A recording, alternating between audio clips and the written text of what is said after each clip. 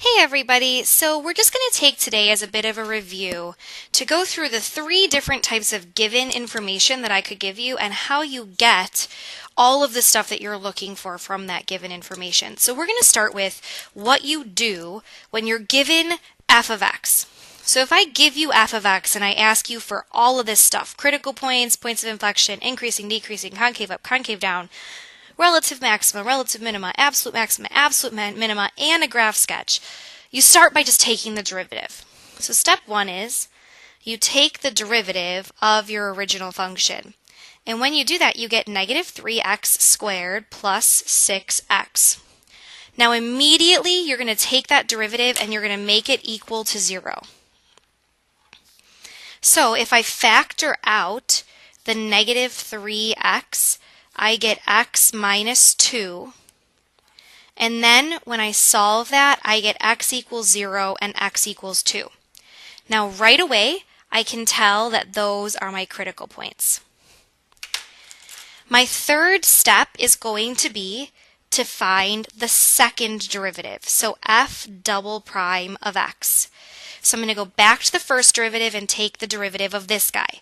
So I would get negative 6x plus 6.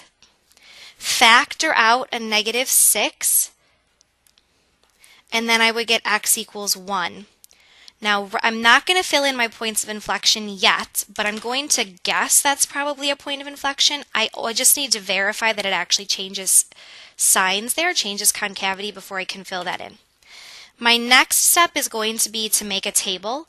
And we're going to make one giant hybrid table with all the first derivative and all the second derivative stuff in there. So because it gives me an interval, I'm going to have negative 2 as my beginning. Then I'm going to put these numbers in order. So 0, 1, 2, and then 3 as my end. And I'm going to make 2 rows in this table. One is going to be for the first derivative's information, and one is going to be for the second derivative's information. So now what I'm going to do is I'm going to make this first row all about the first derivative and this second row all about the second derivative.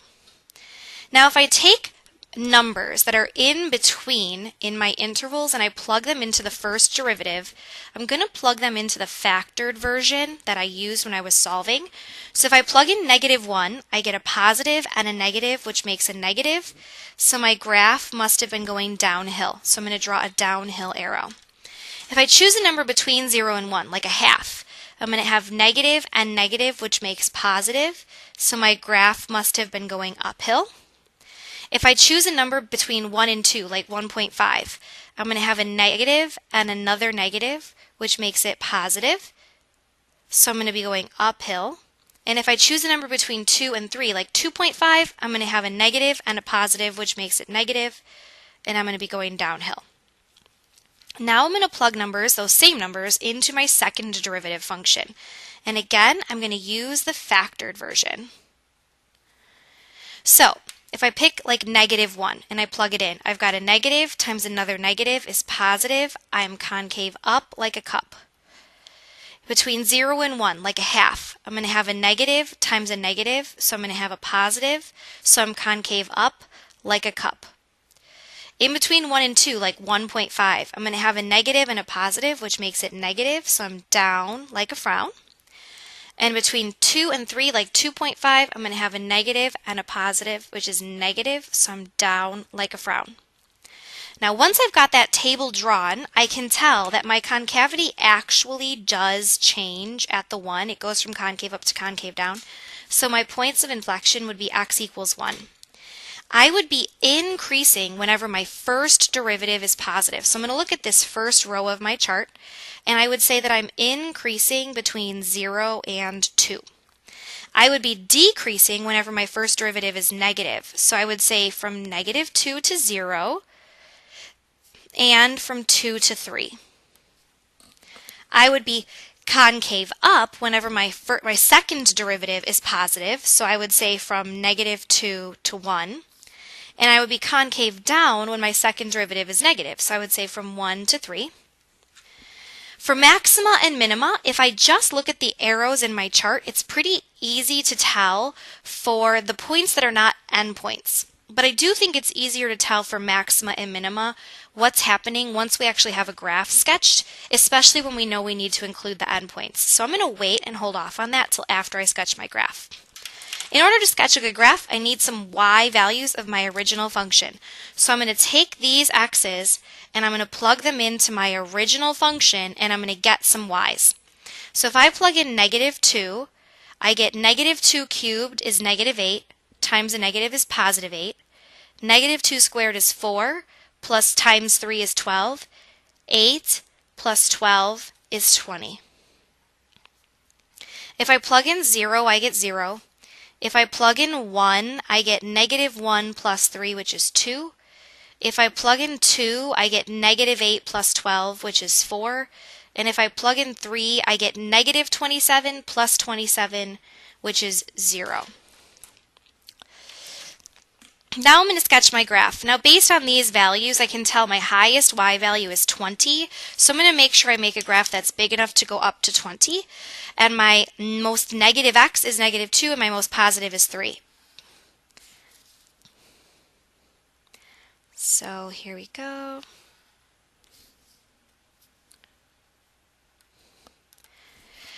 So I'm going to count by 5s, or maybe 2s. 2, 4, 6, 8, 10, 12, 14, 16, 18, 20. There we go. That's better. And then 1, 2, 3, 4, -1, -2, -3, -4. All right, now let's graph our ordered pairs first. So -2, 20, put a point there, 0, 0, 1, 2, 2, 4, and then 3, 0. Now I need to connect these. So between this point and this point, I'm going to be going downhill but concave up. Then I'm going to be going uphill, concave up, uphill, concave down, downhill, concave down.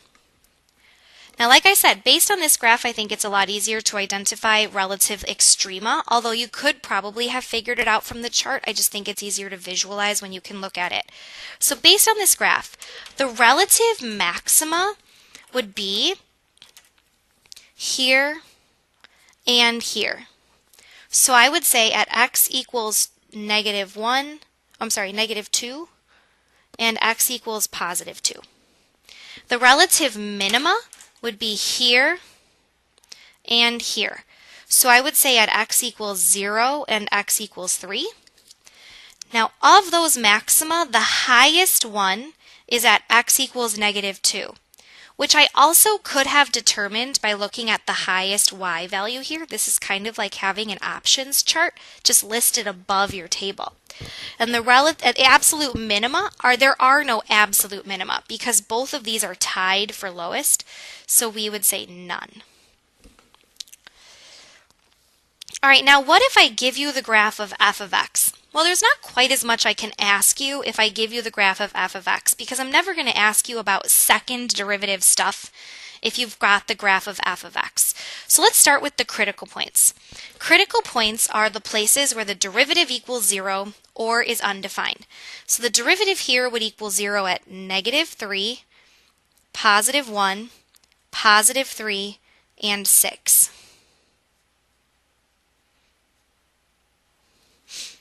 The graph would be increasing when it's going uphill. So I would say that I am increasing for this section of the graph, this section of the graph, and this section of the graph. So I would say -infinity to -3, 1, 3, and 6, infinity. I would be decreasing for the other sections of the graph, so downhill and downhill. So I would say -3, 1, and 3, 6. Relative maxima, so some high spots, I would say are here and here. If these were closed circles at the endpoints, this endpoint would also be a maximum. So x equals -3 and 3. The minimums, or minima, would be at 1 and 6. The absolute maximum, so the highest place it goes to happens to be at -3. Oh, just kidding. There is no absolute maxima. I forgot about the ends. Because this end is going to keep going up, up, up, up, up, up, up, it's going to eventually be higher than this one. And there is also no absolute minima, because since this end is going to keep going down, down, down, down, down, there are also going to be no absolute minima. Now, what if I give you the graph of f primes? This is the third type of problem you're going to see. So I've given you a function of the original. I've given you a graph of the original. Now I'm giving you a graph of the derivative. So let's start with critical points. Critical points are places where the derivative equals 0 or is undefined. This derivative equals 0. Let's call this -3, -1, +1, and 6.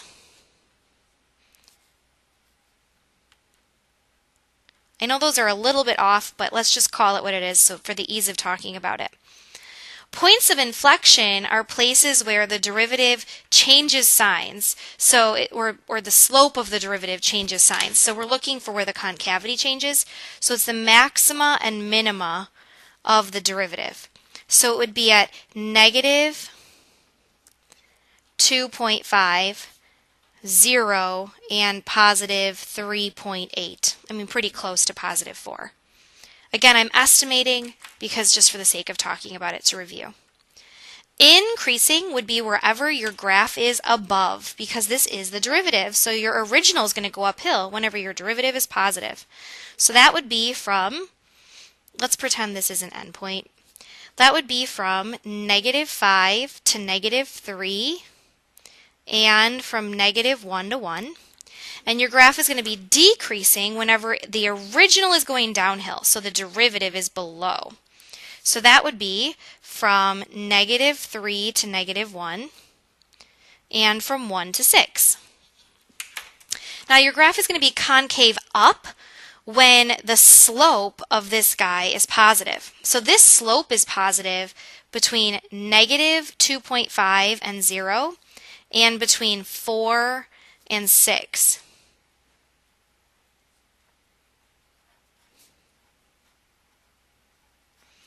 And it's going to be concave down. You know what, for the sake of just ease, let's just call this 4. It's going to be concave down whenever our slope is going downhill.